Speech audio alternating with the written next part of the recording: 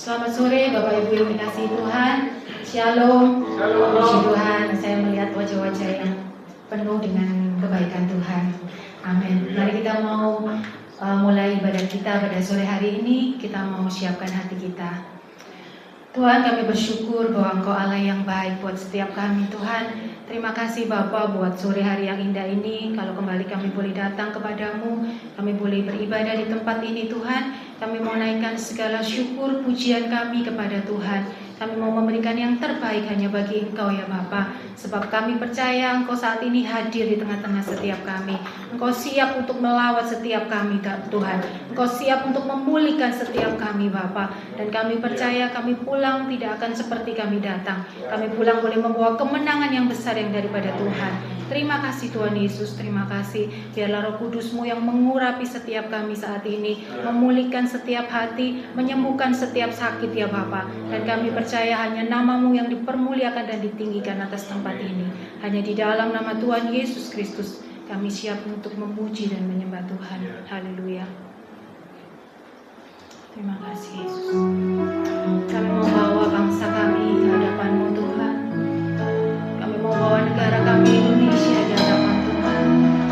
Kami mau berdoa buat bangsa ini Tuhan. Bersyukur untuk setiap rencana-Mu dan rancangan-Mu yang terindah. Dalam satu tubuh kami bersatu menjadi duta kerajaan-Mu. Ku ucapkan berkat atas Indonesia. Biar kemuliaan Tuhan akan nyata bagi bangsa ini.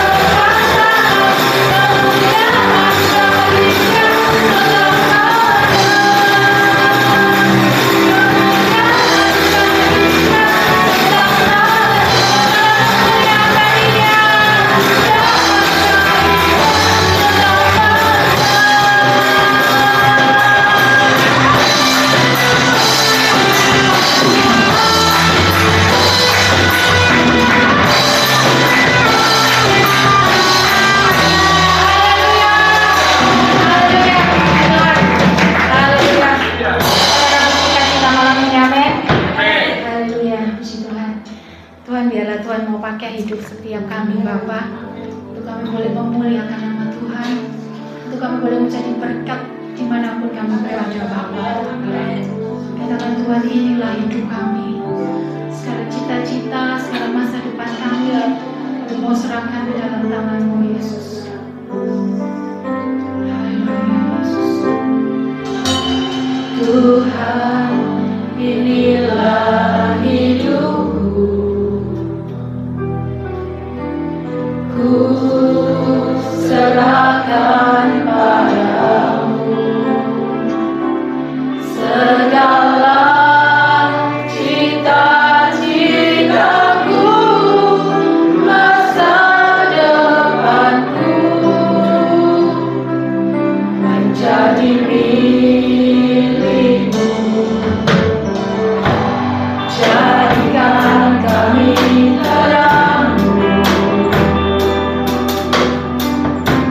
di tengah kegelapan dunia, membawa bangsa-bangsa kepadamu.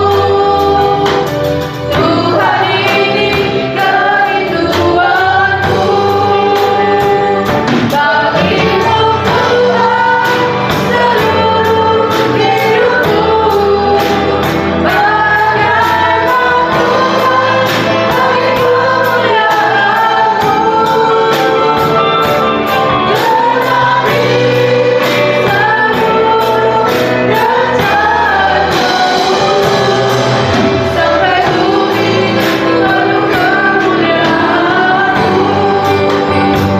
Jemaat yang menyanyikan pujian ini, katakan Tuhan, inilah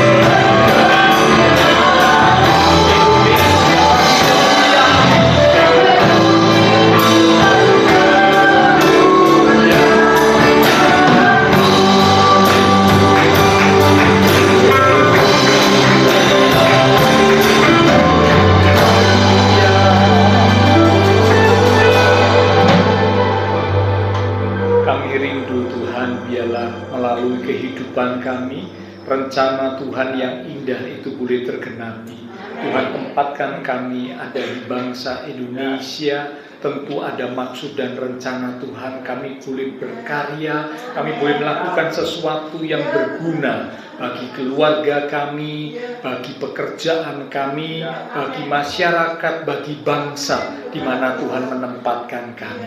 Lalu biarlah kami bawa, kami serahkan sepenuhnya hidup kami sepenuhnya ke dalam tangan Tuhan. Biarlah kehendak Tuhan, jalan Tuhan, rencana Tuhan itu yang jadi atas kami.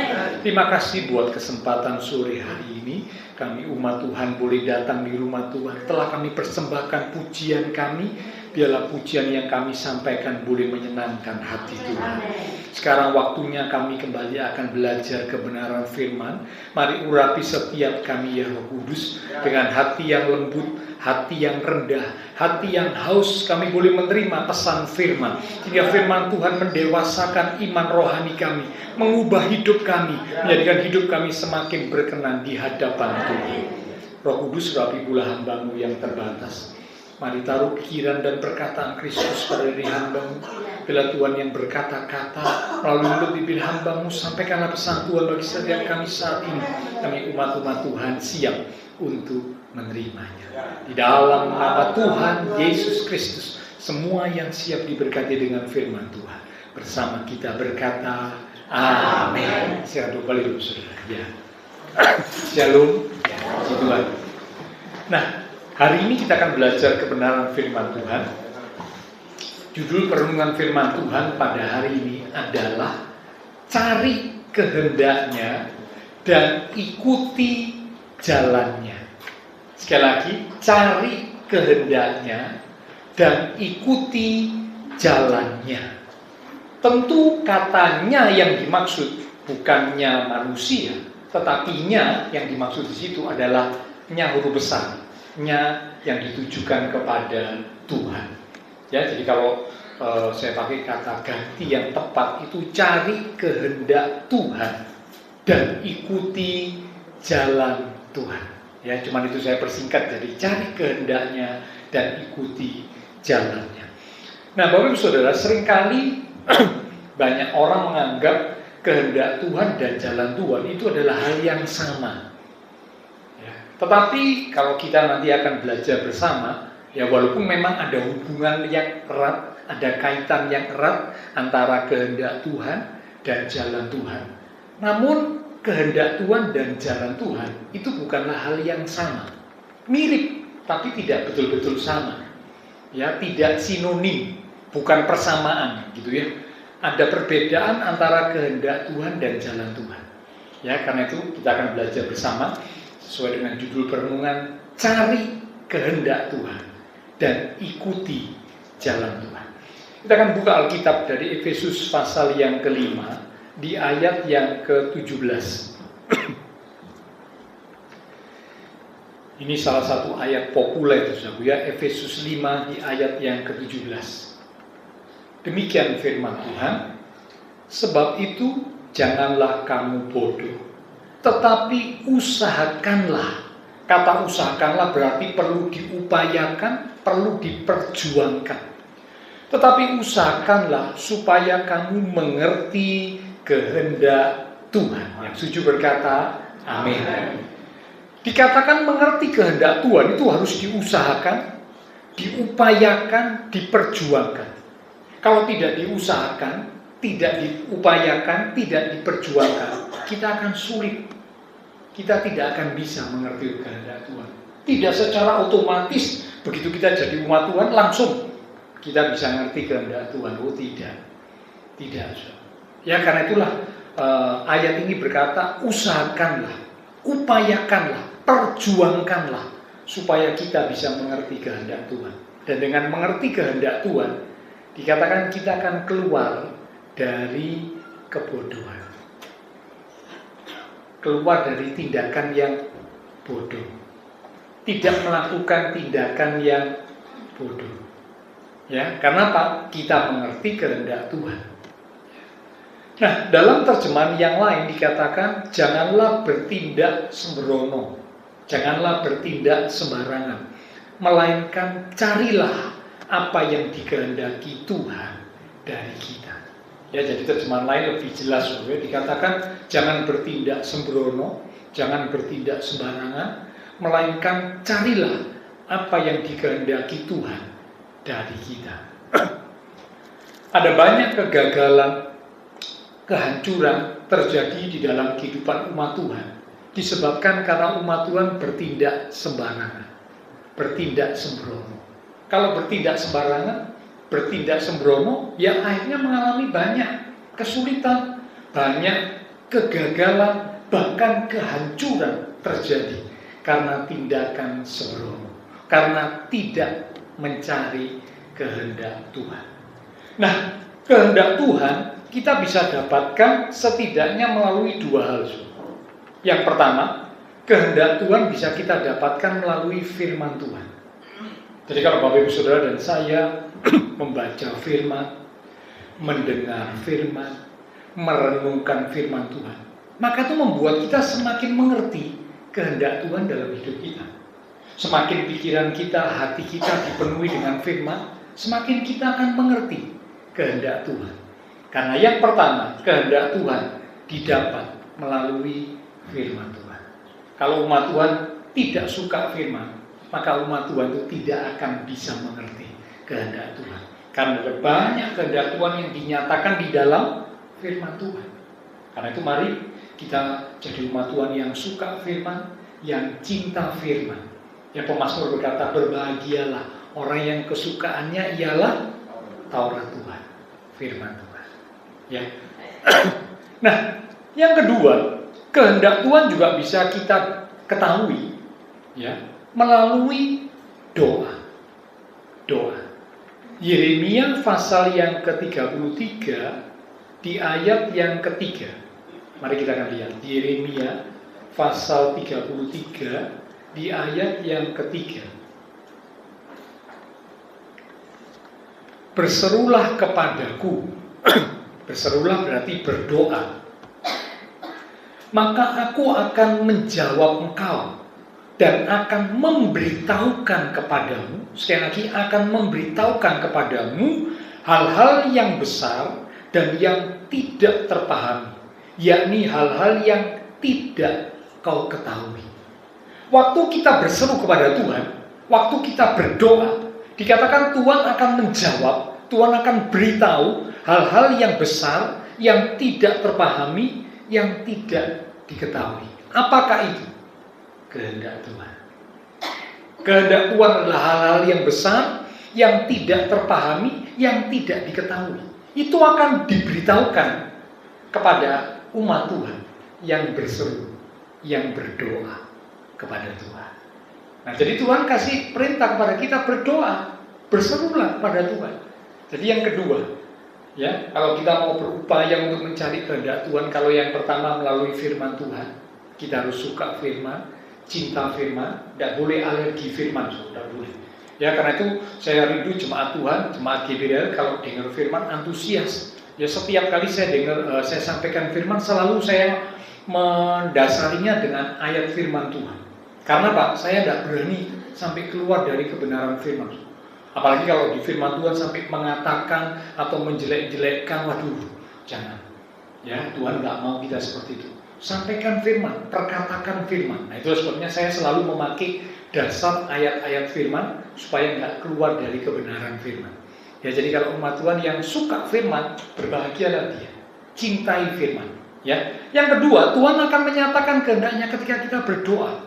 Karena waktu kita berseru, waktu kita berdoa, Tuhan akan beritahu hal-hal yang besar, hal-hal yang ajaib, yang sebelumnya kita tidak paham, yang sebelumnya kita tidak tahu, diberitahukan kepada kita. Itulah kehendak Tuhan. Ya, jadi kehendak Tuhan bisa kita ketahui dari dua hal, firman Tuhan dan doa. Contoh dalam Alkitab, seorang yang suka mencari kehendak Tuhan, sehingga dia mengalami banyak keberhasilan, kemenangan di dalam kehidupannya. Siapakah dia? Dia adalah Raja Daud. Ya, kita akan lihat 1 Tawarikh pasal 14. 1 Tawarikh pasal yang ke-14 di ayat yang ke-9 mulai.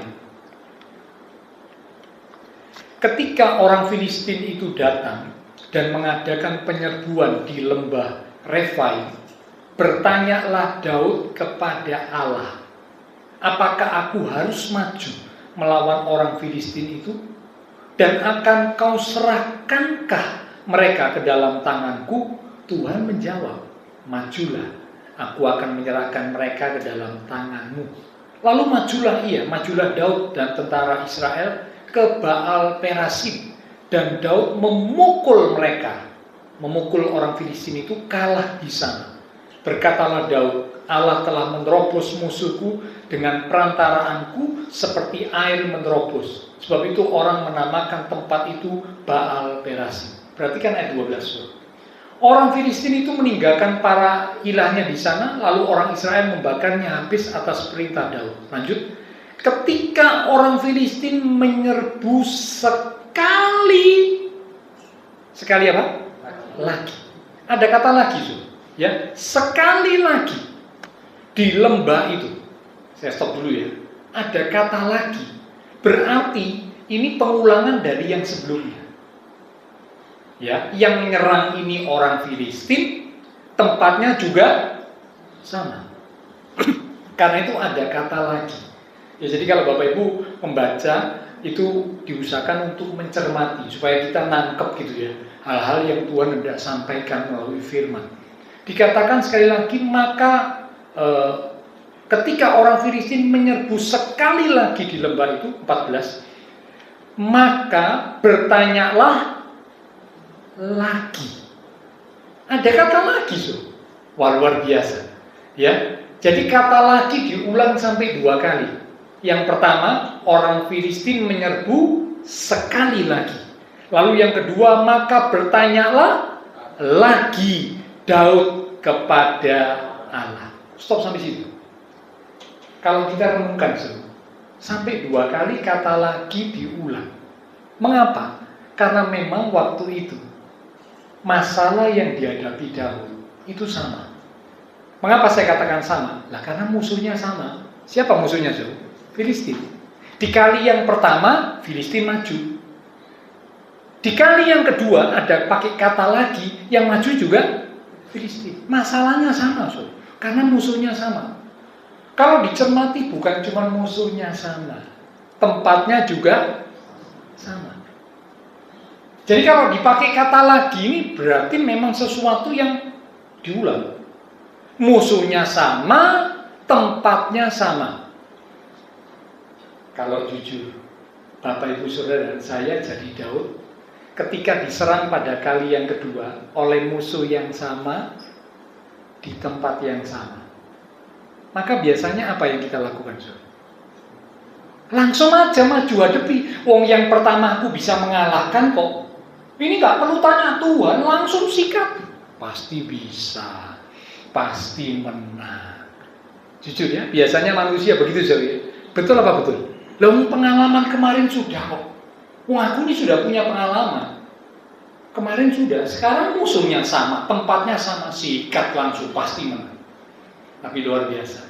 Ketika musuh sama, tempat sama, tapi Daud tetap dikatakan, maka bertanyalah lagi Daud kepada Allah. Ini satu contoh yang luar biasa.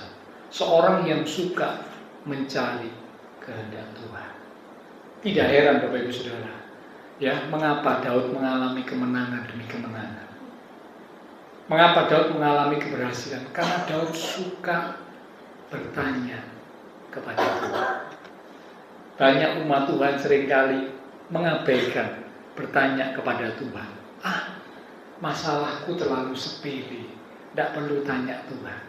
Atau sebaliknya, masalahku terlalu ruwet, sumpah aku sudah, tidak bisa doa, tidak bisa tanya Tuhan, tidak bisa, sudah ini penuh pikirannya, jutek katanya ya, bete sudah, ini pikiran sudah rasanya kebet, ya tidak bisa lagi tanya Tuhan. Daud tidak demikian. Daud suka mencari kehendak Tuhan. Ya, jadi ini pembelajaran buat kita. Mari kita menjadi umat Tuhan yang suka mencari kehendak Tuhan. Itulah sebabnya judulnya dikatakan carilah kehendak Tuhan. Oke, nah sekarang saya tidak bicara panjang lebar tentang kehendak Tuhan, karena ini semua kita sudah tahu, ya. Yang lalu juga kita pernah belajar, cuman saya ngambil sedikit, saya terangkan ulang untuk masuk poin yang kedua. Karena ini yang lebih penting yang kita akan belajar. Ya, jadi cari kehendak Tuhan, dicari lewat firman Tuhan, dicari lewat doa. Waktu kita berdoa dengan sungguh-sungguh, Tuhan menyatakan kehendaknya, Tuhan memberitahukan kehendaknya kepada kita. Nah, sekarang kita masuk yang kedua. Yang kedua, ini bicara tentang jalan Tuhan. Mungkin Bapak Ibu Saudara berkata, apa? Menurut saya kehendak Tuhan dan jalan Tuhan itu sama. Ya. Tapi kalau kita belajar lebih jelas, lebih detail, ya, lebih lanjut, ternyata kehendak Tuhan dan jalan Tuhan itu tidak sama. Mirip tapi tidak sama. Berhubungan tapi tidak sama. Saya memberikan contoh, ya. Ketika bangsa Israel keluar dari Mesir, Tuhan itu sudah beritahukan, kamu keluar dari Mesir, kamu akan kubawa ke sebuah tempat yang berlimpah-limpah susu dan madunya. Itu sesuai dengan janji yang aku berikan kepada Abraham, Ishak, dan Yakub, nenek moyang. Berarti Tuhan sudah memberitahukan kehendaknya atau belum? Sudah. Kehendak Tuhan diinformasikan, diberitahukan kepada Israel, kamu aku bawa keluar dari Mesir dengan tujuan masuk tanah Kanaan. Itu kehendakku. Informasi sudah disampaikan oleh Tuhan kepada Israel. Tapi saya mau tanya Bapak Ibu Saudara, Israel yang keluar dari Mesir, berapa banyak yang bisa masuk tanah Kanaan? 2. Cuma 2. Betul ya? Yang keluar dari Mesir loh ya. Tapi jangan berkata gini, wah Pak Gembala sesat, yang masuk tanah Kanaan cuma 2 orang. Saya tidak ngomong begitu, saya ngomong orang Israel yang keluar dari Mesir, angkatan orang Israel yang keluar dari Mesir, itu yang bisa masuk tanah Kanaan berapa orang? 2. Yosua dan Kaleb. Selebihnya Pak, tidak bisa. Mati. Yang masuk ke tanah Kanaan, Yosua, Kaleb, dan anak-anak dari angkatan yang keluar dari Mesir. Ya, jadi yang masuk tanah Kanaan bukan cuma 2 orang, jangan salah loh ya. 2 orang ini yang angkatan yang keluar dari Mesir. Tapi selebihnya ada banyak yang masuk tanah Kanaan, yaitu anak-anak dari angkatan yang keluar dari Mesir. Mereka tahu kehendak Tuhan, tapi mereka gagal masuk tanah Kanaan. Mengapa? Karena mereka tidak mengikuti jalan Tuhan. Jawabannya sederhana. Mereka tahu kehendak Tuhan, tapi mereka tidak mengikuti jalan Tuhan. Itulah sebabnya mereka gagal. Sekalipun tahu kehendak Tuhan, tapi tidak berhasil masuk tanah Kanaan. Yang berhasil masuk cuma 2 orang dari sekian banyak orang. Karena mereka tidak mengikuti jalan Tuhan. Nah, sekarang kita akan belajar bagaimanakah jalan Tuhan itu. Ya, supaya kita mengerti jalan Tuhan itu seperti apa tuh Pak? Ya. Karena ternyata jalan Tuhan harus diikuti. Kalau cuma tahu kehendak Tuhan tapi tidak ikuti jalan Tuhan, nanti seperti kebanyakan orang Israel itu, gagal masuk tanah Kanaan, gagal meraih janji Tuhan, gagal mendapat sesuatu yang disediakan, yang direncanakan Tuhan. Karena apa? Tahu kehendak Tuhan, tapi tidak mengikuti jalan Tuhan. Nah, sekarang kita akan belajar bagaimanakah jalan Tuhan itu. Yang pertama, ada 3 ciri, ada 3 kriteria jalan Tuhan, tentang jalan Tuhan. Ya. Yang pertama, kita buka dari Yesaya pasal 55. Yesaya pasal yang ke-55 di ayat yang ke-8. Sebab rancanganku bukanlah rancanganmu, dan jalanmu bukanlah jalanku. Demikianlah firman Tuhan. Kalau saya balik, kata jalanmu bukanlah jalanku. Kalau saya balik, sama. Jalanku, kata Tuhan, bukanlah jalanmu. Boleh nggak, saudara? Sama kan? Boleh. Ya, karena jalan dikatakan jalanmu, jalan kita itu bukan jalan Tuhan. Jalan Tuhan bukan jalan kita. Sama. Yang pertama, saudara, jalan Tuhan punya ciri yang pertama. Itu bukan jalan kita. Jalan Tuhan itu bukan jalan kita. Mengapa saya katakan begitu? Manusia ini seringkali dengan pikirannya yang terbatas, ya, ingin berpikir, menganalisa, lalu kemudian melakukan sesuatu karena dianggap oh ini yang baik, atau bahkan anggapannya ini yang terbaik. Tapi ternyata itu bukan yang terbaik, so. Malah itu justru membawa kepada kehancuran. Kitab Amsal berkata, kita lihat ya, Amsal pasal yang ke-14 di ayat yang ke-12. Amsal 14 ayat 12.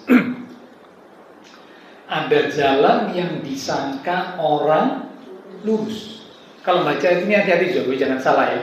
Kalau salah nanti saya pernah dengar orang membaca begini. Ada jalan yang disangka orang lurus. Lurusnya itu ngikut orang. Orang lurus. Enggak. Lurusnya ini menjelaskan kata jalannya. Jadi ada jalan yang disangka orang, jeda, lurus. Tetapi ujungnya menuju maut. Banyak orang dengan pikirannya, dengan analisanya, dengan kemampuannya, oh, dia menganalisa, dia berpikir, ya, lalu kemudian dia lakukan. Disangkanya ini lurus, disangkanya ini sesuatu yang baik, sesuatu yang indah, sesuatu yang bisa mendatangkan keuntungan. Tetapi ayat ini berkata ujungnya menuju maut, kehancuran, kebinasaan, dan itu banyak terjadi. Ya, karena itu dikatakan jalan Tuhan itu bukan jalan kita. Jalan kita, pikiran kita itu seringkali salah. Karena pikiran kita ini terbatas. Saya berikan contoh. Bapak Ibu ingat peristiwa ketika manusia jatuh dalam dosa di kitab Kejadian pasal yang ketiga, yaitu Adam dan Hawa ya. Setelah mereka memakan buah dari pohon pengetahuan baik dan jahat, Alkitab mencatat mereka jadi apa, Saudara? Nggak ada yang tahu mereka jadi apa? Hah? Jadi malu karena dirinya telanjang. Sebenarnya Adam dan Hawa itu telanjang tadinya. Tapi karena mereka dipenuhi dengan kemuliaan Allah, mereka tidak ada rasa malu. Tidak ada. Tetapi ketika mereka melanggar firman Tuhan, jatuh dalam dosa, memakan buah yang dilarang oleh Tuhan, mereka jadi sadar kemuliaan Tuhan itu lenyap dalam hidup mereka yang ada dosa. Loh, kok aku telanjang? Malu. Apa yang dilakukan setelah mereka sadar dirinya telanjang? Kejadian 3 ayat yang ke-7 mencatat mereka menyemat daun pohon ara dan membuat cawat. Menyemat daun pohon ara dan membuat cawat. Menyemat daun pohon ara dan membuat cawat ini bicara tentang jalan manusia. Jalannya yang dilakukan, yang ditempuh oleh Adam dan Hawa untuk menutupi ketelanjangannya, menutupi dosanya. Tetapi apakah ini jalan Tuhan? Ini kemauan Tuhan? Enggak. Ya, di ayat yang ke-21, Kejadian 3 ayat 21 dikatakan Tuhan mengganti untuk menutupi ketelanjangan manusia. Tuhan mengganti dengan pakaian dari kulit binatang. Pakaian dari kulit binatang ini bicara tentang jalan Tuhan. Jadi beda. Jalan Tuhan dan jalan manusia itu beda. Kalau jalan manusia mungkin cari yang, nah itu ya, yang apa ya, yang mungkin gampang dan sebagainya, yang mudah. Nanti kita lihat ya, ada kriteria berikutnya. Tapi ternyata jalan Tuhan tidak begitu. Jalan Tuhan bilang untuk menutupi dosa, menyelesaikan dosa itu bukan dengan daun pohon ara, menyelesaikan dosa itu harus dengan binatang yang ditumpahkan darahnya. Ini bicara tentang apa? Ini nubuatan tentang karya Kristus. Jadi luar biasa. Allah itu begitu mengasihi manusia. Begitu manusia jatuh dalam dosa, Allah itu sudah punya planning, rencana yang besar, master plan, rencana yang besar. Nanti aku akan mengutus anakku, Yesus Kristus, datang ke dunia. Darahnya ditumpahkan untuk menjadi pengampunan dosa. Ini dinubuatkan dengan pakaian dari kulit binatang.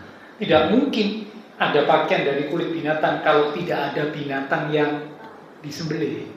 Tidak ada binatang yang ditumpahkan darahnya. Tidak mungkin.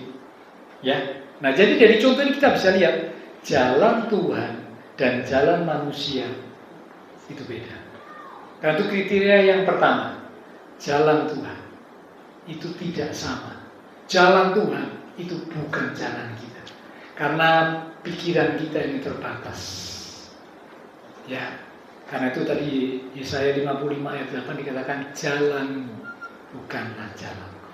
Yang kedua, kriteria jalan Tuhan yang kedua adalah kita buka Matius 7 ayat 13 sampai 14. Matius 7 ayat 13 sampai 14. Masuklah melalui pintu yang sesak itu, karena lebarlah pintu dan luaslah jalan yang menuju kepada kebinasaan, dan banyak orang yang masuk melaluinya. Karena sesaklah pintu dan sempitlah jalan yang menuju kepada kehidupan, dan sedikit orang yang mendapatinya. Ayat ini berkata, ya dulu kalau waktu saya sekolah minggu, saya ingat sudah lagu sekolah minggu dulu dikatakan di dalam dunia ada dua jalan. Nah ini ya, dua jalan, yang satu lebar, yang satu sempit. Kalau Bapak Ibu Saudara dan saya ini ngomong contoh kehidupan nyata ya. Kalau kita naik kendaraan, ya, kalau disuruh milih, lebih senang jalan yang lebar atau jalan yang sempit? Lebar ya. Jujur saya juga begitu ya. Kalau saya sudah masuk ke jalan yang sempit ya, waduh, kepalanya sudah langsung rasanya teng gitu so. Ya, bukan berarti nggak bisa nyetir, bukan so. Tapi nggak enak rasanya, nggak nyaman. Karena apa? Kita mesti ekstra waspada. Lah sempit ya. Nanti papasan sama kendaraan lain sudah sulit. Kadang-kadang mesti yang satu minggir, hati-hati, tahu-tahu satu rodanya kecemplung di got, so. Kecemplung di selokan. Bisa jadi begitu. Atau nanti nyenggol apa yang lain. Karena jalannya sempit. Betul ya? Apalagi yang baru belajar nyetir. Nah, pasti itu ya. Bumper, depan pojok, belakang. Ini slideboard biasanya ya. Spakbor itu ya. Itu biasanya sudah pos KB. Yang berat KB. Karena apa, maaf, bisa dimaklumi baru belajar nyetir. Tapi yang sudah mahir pun kadang-kadang kalau jalannya terlalu sempit itu bisa nyenggol so. Nyenggol apa bisa. Belum lagi nanti ketambahan ada tiba-tiba orang keluar dari rumah tidak noleh. Saya pernah ya melihat dulu waktu saya kecil, ayah saya nyetir. Saya melewati jalan yang sempit ya, gang kecil gitu tapi kendaraan bisa masuk. Nah waktu itu di depan kita itu ada sepeda motor, kecepatan agak tinggi. Tiba-tiba dari rumah itu keluar anak pakaian putih merah ya, itulah SD kecil, lari tanpa tengok kanan tengok kiri, langsung keluar dari rumah, lari persis sepeda motor ini jalan. Anak itu ditabrak, bukan cuma ditabrak, dia jatuh, dia dilindes sama banyak sepeda motor, bahkan sampai masuk di kolongnya sepeda motor. Sepeda motornya itu berhenti karena badannya anak itu ada di tengah-tengah roda depan dan roda belakang. Jadi saudara bisa bayangkan ya, wow, itu sampai waktu itu saya ingat kisah itu, karena itu salah satu kisah yang cukup traumatik buat saya. Jadi waktu saya itu kaget, ya tapi ayah saya sama mami ini berseru, Yesus tolong gitu. Ya. Nah yang luar biasa itu seruan doa orang benar itu tidak sia-sia. Sudah mengalami peristiwa seperti itu, biasanya sudah pasti anaknya terkapar. Kadang-kadang ada yang sampai kejet-kejet ya. Tapi luar biasa. Dari kolong sepeda motor, setelah sepeda motornya berhenti, anaknya itu merangkak, berdiri, lari masuk rumah lagi. Luar biasa. Ini saya belum pernah menyaksikan peristiwa seperti belum pernah. Lalu sepeda motornya berhenti karena anak ini, loh. Anak kecil. Nah, kalau orang besar mungkin tulangnya sudah kuat ya. Nah, kan anak kecil kan rapuh masih ya. Biasanya paling tidak ada yang patah, kesakitan, luka, semaput, pingsan atau apalah. Ini anak itu bisa berdiri lagi. Lari masuk rumah. Itu yang naik sepeda motor tuh mukanya sudah pucat ya, karena dia ketakutan. Dia bayangkan mateng ini kok. Aku bisa digeruduk sama orang satu kampung ini. Ya, itu kan biasanya orang kampung keluar semua gitu. Nah, ini ya.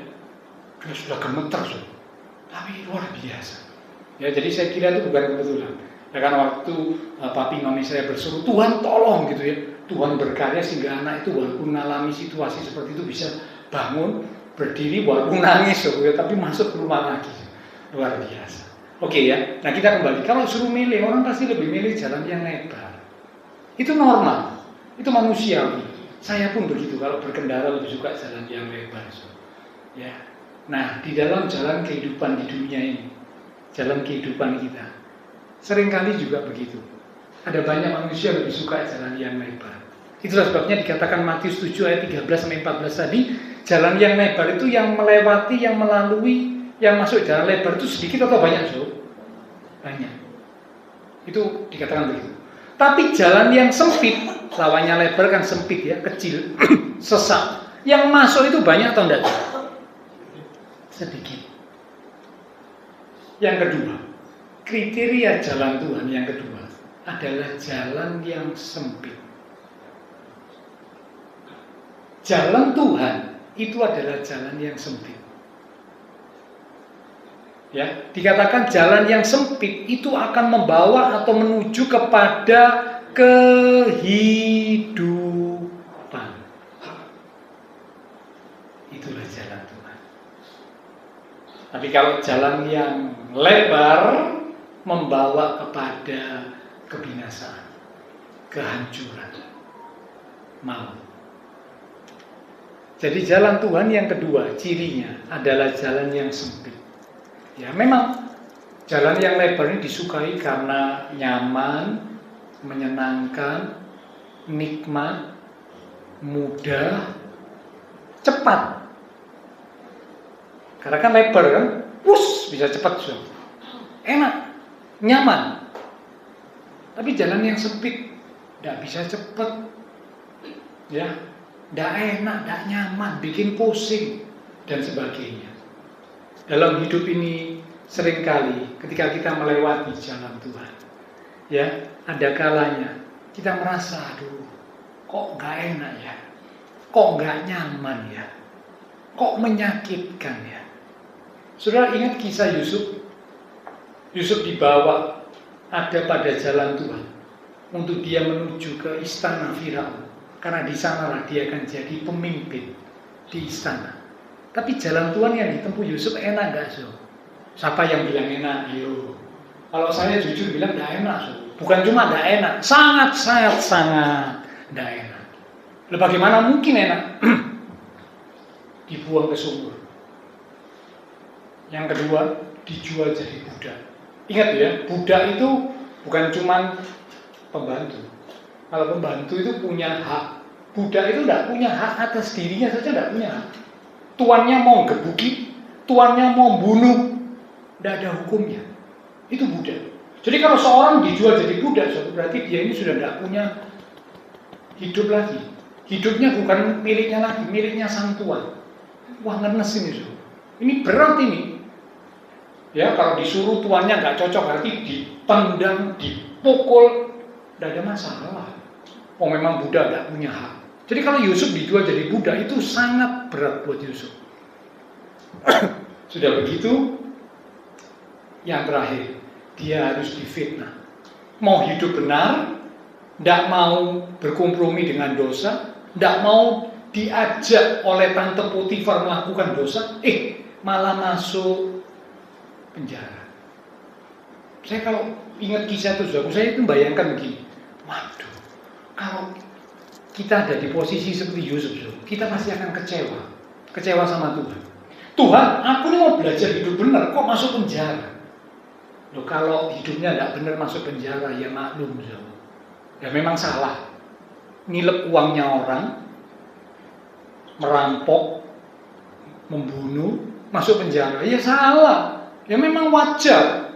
Akibatnya berani berbuat harus berani bertanggung jawab. Jangan sampai berani berbuat tidak berani tanggung jawab. Jangan sampai itu. Tuhan mau kita jadi orang yang bertanggung jawab. Kalau berani berbuat, berani bertanggung jawab. Ya. Nah, tapi Yusuf tidak melakukan kesalahan, masuk penjara. Kecewa, Yusuf bisa kecewa. Tapi Alkitab mencatat waktu di penjara, Yusuf tetap melakukan apa yang baik dan benar. Sehingga Yusuf disayangi oleh kepala penjara. Yusuf dipercaya oleh kepala penjara mengurus semua tahanan di dalam penjara. Wah, luar biasa. Itulah jalan Tuhan. Tidak enak, tapi itu jalan Tuhan yang membawa Yusuf step by step semakin dekat dengan rencana Tuhan.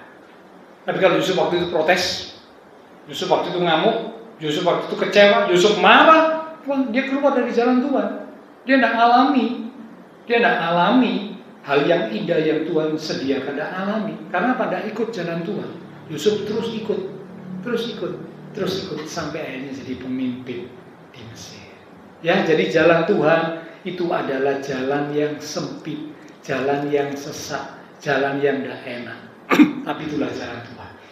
Waktu Israel keluar dari Mesir, Keluaran pasal 13, Bapak Ibu tulis saja ya, Keluaran 13 ayat 17 sampai 18.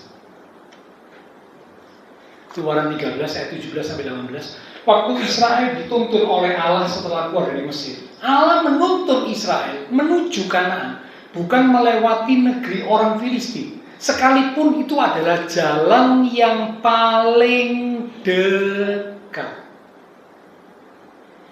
Tapi Allah menuntun berputar di padang gurun.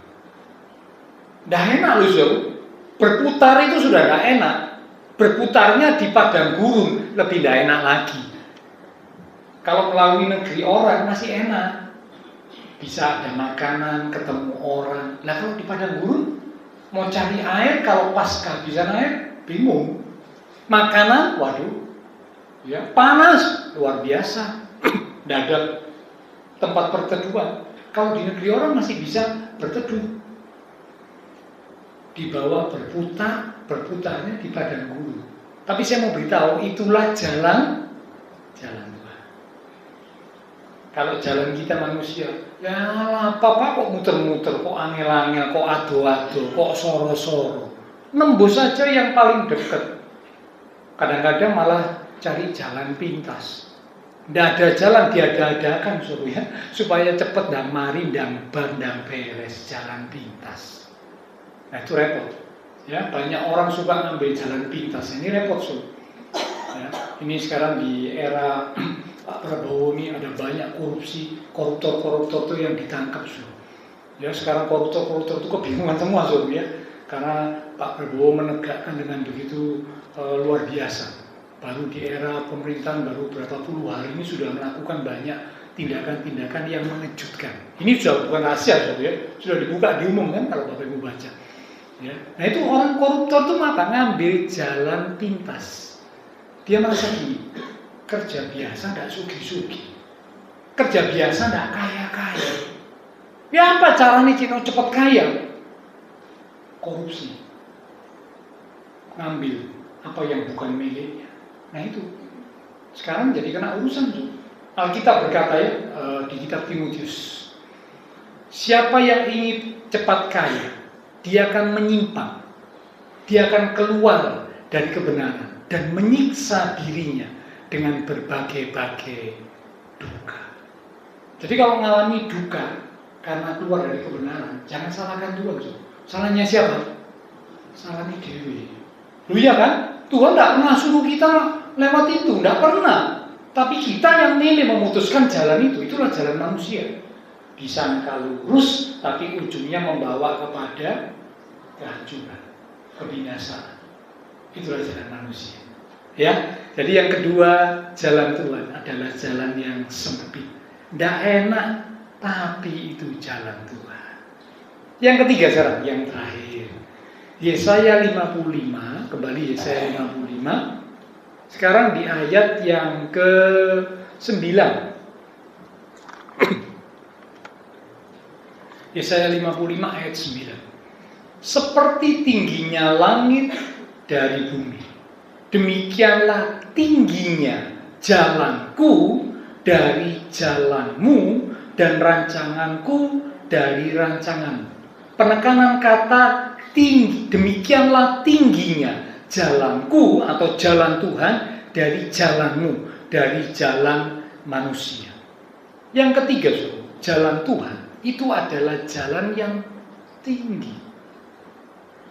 Begitu tingginya sampai digambarkan itu seperti perbedaannya itu antara langit dan bumi. Kalau perbedaan tingginya cuma antara lantai dan plafon, tidak terlalu tinggi. Tapi ini pun buat kita sudah cukup tinggi, karena kita tidak pernah bisa menggayuh plafon kalau tidak naik sesuatu. Betul kan? Walaupun Bapak Ibu tinggi seberapapun, kalau plafon itu ketinggiannya 3 meter, kita nggak bisa gayuh kalau tidak naik tangga. Ya, saya pernah ketemu orang tingginya itu hampir 2 meter. Saya kalau lihat dia, gini ya, saya bayang mesin tinggi ini 1,5 meter nek delok wong 2 meter kepalanya saya gedengkek. Ya. Ya itu tetap tidak bisa loh, sampai 3 meter, plafon 3 meter kalau tidak naik tangga. Nah ini bumi dan langit itu bedanya wow, beda tingginya tuh waduh. Itulah jalan Tuhan, jalan yang tinggi, jalan yang sangat tinggi. Mengapa dipakai kata tinggi? Tinggi itu menggambarkan tidak terlihat, tidak dimengerti, tidak dipahami. Sekali lagi ya, mengapa dipakai jalan Tuhan itu jalan yang tinggi? Karena tinggi itu bicara tidak terlihat. Kalau Bapak Ibu hendak ngintip atau nginceng melalui tembok yang tinggi, waduh sulit ya. Ini sudah apa? Jinjit tetap tidak ketok ini sih. Temboknya terlalu tinggi. Jadi kata tinggi itu digunakan untuk menggambarkan sesuatu yang tidak terlihat. Karena begitu tingginya, ya. Tidak terlihat, tidak dimengerti, tidak dipahami, tetapi adalah jalan yang sempurna. Mari kita buka Mazmur pasal yang ke-18. Mazmur pasal yang ke-18 di ayat yang ke-31. Di Alkitab buku ayat 31, tapi di Alkitab gadget atau elektronik itu ayat 30. Adapun Allah jalannya sempurna. Nah, cukup sampai situ ya. Adapun Allah jalannya, jadi jalannya huruf besar berarti jalan Allah itu sempurna. Ya. Jadi saya titip pesan sama anak-anak kaum muda ya. Saya kalau dengar lagu ini paling tergelitik, saya tidak suka ya. Saya pernah dengar satu pasangan yang menikah itu, waktu menikah itu dia nyanyinya, saya tidak tahu mukanya, cuma belakangnya kau begitu sempurna. Nah, kira-kira gitu ya. Tidak tahu lagunya gimana. Pokok ada kata sempurna. Pernah tahu ya lagu itu ya? Tahu. Saya kalau dengar lagu itu rasanya siapa sih manusia ada yang sempurna? Kalau mau jujur ada, itu manis-manis lambe, gombal. Ada orang yang sempurna? Tidak ada. Tokoh Alkitab aja loh. Kalau sudah cari, tidak ada yang sempurna. Jadi kalau saya dengar pasangan yang menikah itu ngomong, kau begitu sempurna, saya ini langsung ngomong, gombal. Nyanyi ini enak, kau begitu sempurna, nanti jalan-jalan di rumah tangga 1 bulan, 2 bulan, madunya entek, tinggal apa tuh? Racun. Honeymoon. Ya, moon itu kan bulan, honey itu madu. Jadi madunya itu cuma ada dalam hitungan bulan. 1 bulan madu. 2 bulan, masih ada madunya, tapi sudah mulai untuk berkurang. 3 bulan semakin berkurang. 6 bulan hampir habis. 1 tahun madu nintek. Setelah madu nintek yang ada apa? Madu di tangan kanan. Racun sekarang giliran. Sempurna? Apa nih yang sempurna? Gombal. Yang sempurna itu cuma jalan Tuhan. Betul? Kalau jalan manusia itu jauh dari sempurna, bahkan tidak sempurna. banyak kelemahannya, banyak kesalahannya, banyak miss-nya. Itu jalan manusia. Adam dan Hawa menempuh itu. Keliru, so. Ya. Ada banyak yang lain. Sudah ingat kisah Abraham? Abraham pakai pikirannya, ya. Abraham ini padahal bapak orang beriman, bapak orang percaya, sebutannya begitu. Tapi suatu ketika di dalam kitab Kejadian pasal yang ke berapa itu ya? Bentar. Kisah tentang Abraham itu. Kejadian 16, nanti Bapak Ibu baca. Sarah ngomong Tuhan. Nah, jadi zaman dulu itu kalau istri manggil suami itu Tuhan. Tapi zaman sekarang sudah beda ya. Ada yang manggil nama masih bagus ya. Tapi yang saya pernah kaget saudara, istri manggil suami itu Dul. Kaget saya. Pertama kali waktu dengar Dul, saya tolak-tolak. Suaminya yang kuat, saya kaget ya, panggilannya kok Dul, nggak tahu apa namanya Dul, ya nggak tahu, tapi boleh diganti gitu, jangan panggil Dul itu kan nggak enak, ya panggil Koko, bagus lah, panggil Yayang gitu ya, ada yang panggil Yayang namanya, ya Hani, ya boleh aja, ya ini Sarah manggil Tuhan, ya Tuhan, ini kita ini nunggu janji Tuhan, ya katanya mau punya anak perjanjian mana? Aku sudah jisa lebih ya. 70 lebih. Tidak punya anak ini. Ya, Tuhan juga sudah paksa lebih, 80 lebih. Tidak punya anak. Aku mati haid. Tidak mungkin bisa punya anak. Katanya Tuhan dikasih anak perjanjian. Nah, kita mesti melakukan sesuatu. Kalau Tuhan setuju, ini ada Hagar budakku. Ambillah dia jadi gundiknya Tuhan. Mungkin melalui Hagar kita bisa dapat anak. Itu anak perjanjian. Itu jalannya siapa tuh? Jalannya manusia. Loh, dilala. Ya. Abraham nurut. Koyok kebo dicocok hidungnya. Nurut. Mesti Abraham bilang, oh jangan. Sebagai bapak orang beriman ya, kepala keluarga jangan tegas bilang, nggak boleh. Itu dosa. Tuhan tidak mau kita begitu. Tunggu waktunya Tuhan. Nah, mestinya kan gitu. Tapi Sarah ngomong gitu, Abraham ya maklum. Tidak apa-apa wis. Ayo bawa sini. Nah, wis sudah. Akhirnya punya anak. Betul punya anak, memang betul. Namanya Ismail. Tapi apakah itu jalan Tuhan? Ketika Abraham ngomong gini sama Tuhan, ya Tuhan, sekiranya Ismail diperkenan di hadapan-Mu. Itu ada, saudara baca. Sekiranya Ismail ini diperkenan di hadapan-Mu. Maksudnya sekiranya Ismail bisa jadi anak perjanjian. Tuhan bilang tidak. Bukan. Anak perjanjian adalah anak yang dilahirkan oleh Sarah, istri. Tetapi bagaimana mungkin? Tuhan bilang tahun depan Sarah akan mengandung. Waktu dengar itu Sarah ngakak, ya, tapi dalam hati. Katanya Sarah, tidak mungkin kan? Ciseto. Ya betul Ciseto saja. Dia ngomong sorry. 70 lebih punya anak, so. Kalau kapan itu saya ketemu ibu-ibu 40 lebih punya anak, saya sudah rasanya kayak gimana, so ya. Antara iya dan awang-awang, so, karena 40 lebih. Ya, nah ini 70 lebih punya anak, so. Fisiknya sudah beda, so pasti ya. Bayangkan ya pasti tidak mungkin gitu ya. Tapi ternyata Tuhan yang berkuasa sanggup melakukan segala perkara. Tahun depan benar-benar Sarah bisa hamil, Sarah bisa melahirkan anak Ishak. Itulah anak perjanjian. Ismail jalan manusia, Ishak jalan Tuhan. Mana yang kita pilih? Jalan Tuhan Pak, tapi nunggu loh ya. Nunggunya mesti sabar, sabar menunggu. Ya, oke. Jadi yang ketiga, jalan Tuhan adalah jalan yang tinggi, ya. Tidak dipahami, tidak dimengerti. Tapi itulah jalan Tuhan, jalan yang sempurna. Ya.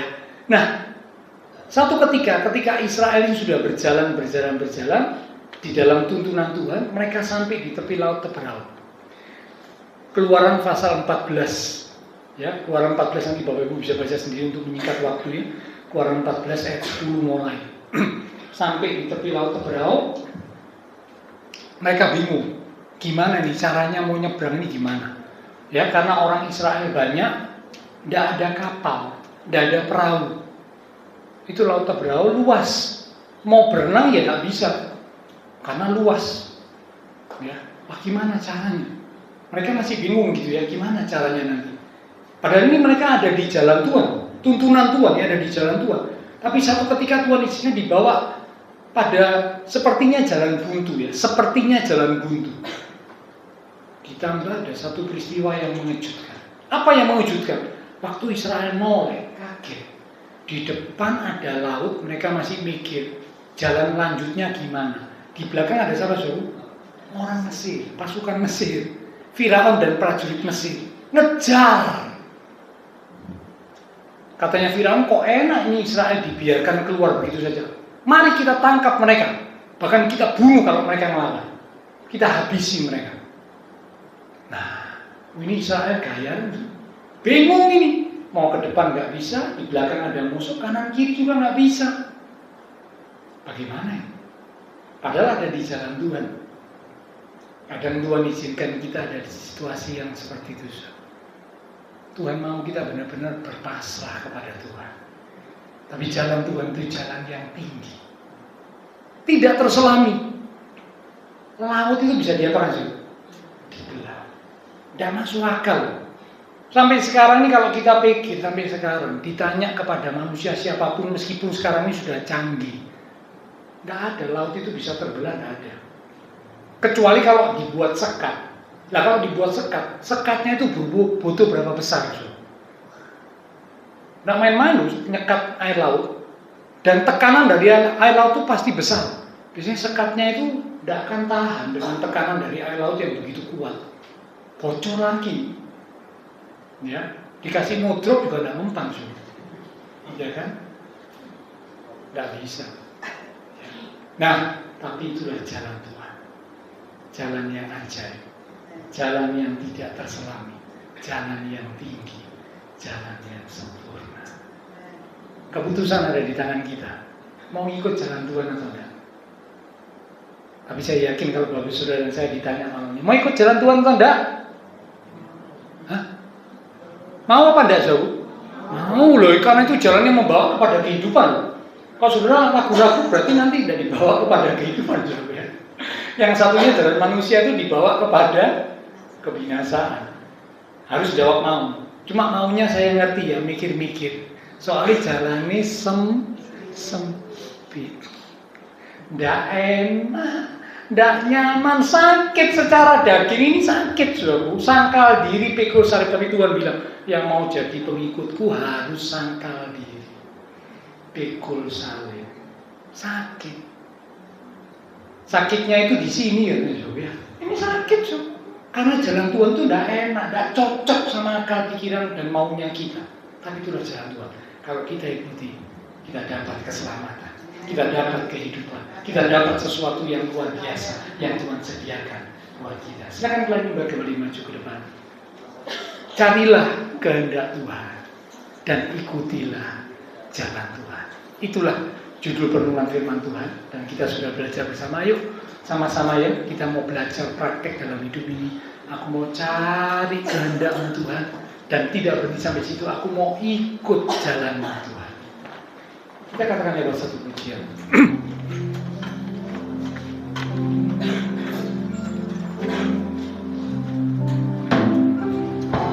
Jalanmu tak terselami oleh setiap hati kami, oleh setiap hati kami.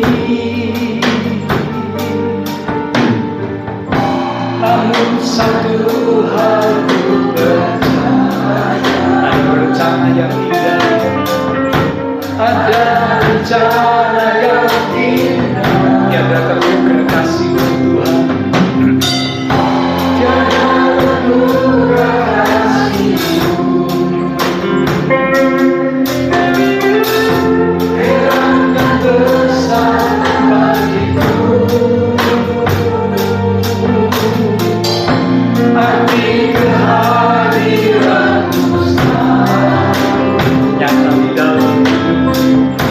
Nyata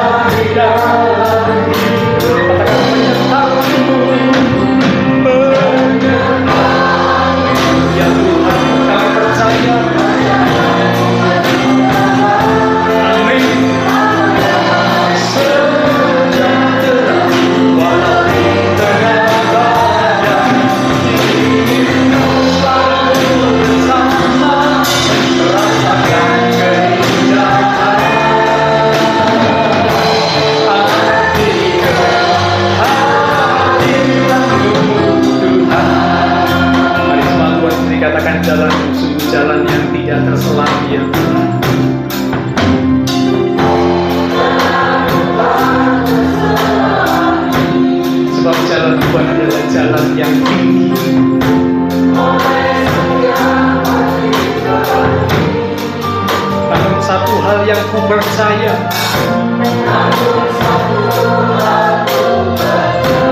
Mari katakan dengan sungguh.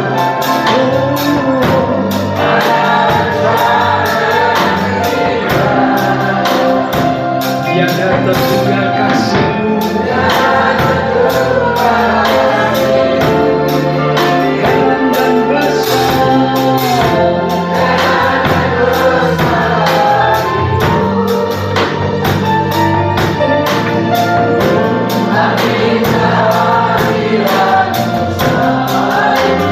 Kau selalu hadir dalam hidup kami. Mari yang percaya dengan sebagai pendiri katakan perintah.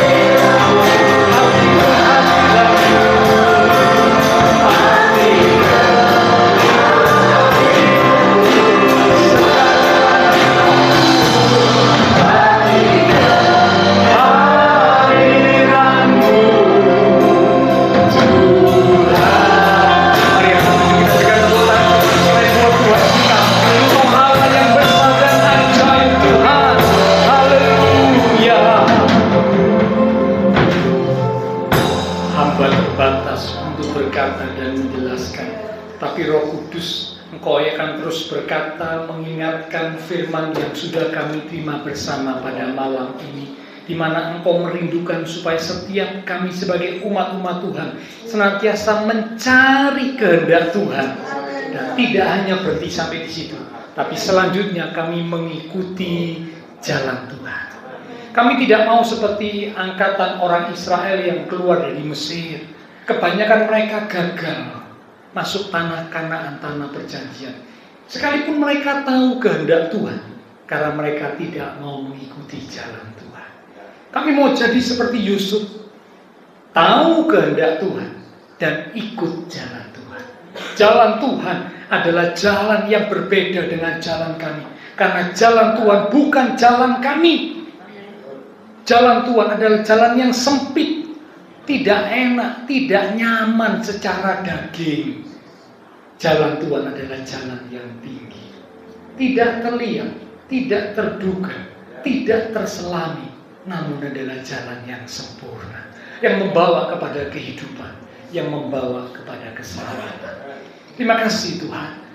Biarlah Engkau memberkati setiap umat-umat-Mu, diberkati iman rohani, diberkati keluarga rumah tangga, diberkati usaha pekerjaan, diberkati studi sekolah, diberkati kesehatan kami, diberkati masa depan kami. Terima kasih Tuhan. Bila kami tidak keluar dari jalan Tuhan, tetap terus kami ada di jalan Tuhan. Jalan yang membawa kepada kehidupan, membawa kepada keselamatan. Kami berdoa untuk teman-teman seiman kami yang tidak bisa hadir. Engkau menilik melawat setiap mereka. Jika ada mereka yang sakit, Tuhan Kau jamah. Berikanlah kekuatan, kesehatan, kesembuhan di dalam nama Tuhan Yesus Kristus. Oleh bilur Tuhan Yesus, teman-teman seiman kami yang sakit disembuhkan, yang lemah dikuatkan, yang susah dihiburkan, bahkan sedang menghadapi masalah kesukaran. Biarlah dengan iman yang teguh tetap menantikan Tuhan, dengan satu keyakinan Tuhan akan menyatakan pertolongan tepat pada waktunya. Terima kasih Tuhan. Semua yang sudah melayani, persembahan yang dipersembahkan, apapun yang dilakukan setiap umat-Mu, karena mengasihi Engkau, Allah sumber segala berkat, akan memberkati kembali dan memakai hidup kami untuk boleh lebih lagi memuliakan Tuhan. Berdoa memberkati bangsa negara kami Indonesia, pemimpin-pemimpin bangsa kami, kota kami Surabaya, bahkan juga tetangga lingkungan sekitar gereja Tuhan. Memberkati setiap jemaat Tuhan yang berulang tahun sepanjang minggu ini dengan pertambahan usia yang Tuhan beri, membawa kami semakin sungguh-sungguh di dalam Tuhan. Demikian juga Tuhan memberkati rencana pelaksanaan seminar parenting untuk para orang tua bisa mengerti pola asuh yang benar untuk anak-anak zaman now. Pada hari Jumat besok tanggal 15 November di Wiyung jam 6 sore, kami rindu semua yang hadir boleh mendapatkan pembekalan yang sangat berguna supaya kami boleh menjadi orang tua yang melahirkan, yang menjadikan generasi-generasi berikutnya, anak cucu kami menjadi generasi-generasi ilahi yang takut akan Tuhan dan senantiasa hidup di dalam kebenaran. Terima kasih Tuhan. Setelah selesai ibadah, kami akan berpisah satu dengan yang lain, kembali ke aktivitas kami, kembali ke keluarga rumah tangga kami. Biarlah segala berkat anugerah, damai, sukacita yang melimpah dari Allah Bapa Surgawi, kasih Tuhan Yesus Kristus, dan kesekutuan dengan kuasa Roh Kudus harus mimpin menuntun langkah kehidupan setiap kita. Itu sudah kita sedang mulai malam ini sampai Maranatha, Tuhan Yesus datang kembali. Di dalam nama Tuhan Yesus Kristus, semua yang percaya diberkati Tuhan. Mari bersama dengan iman kita berkata, Amin. Tuhan berkati kita sekalian, sampai berjumpa di waktu yang akan datang.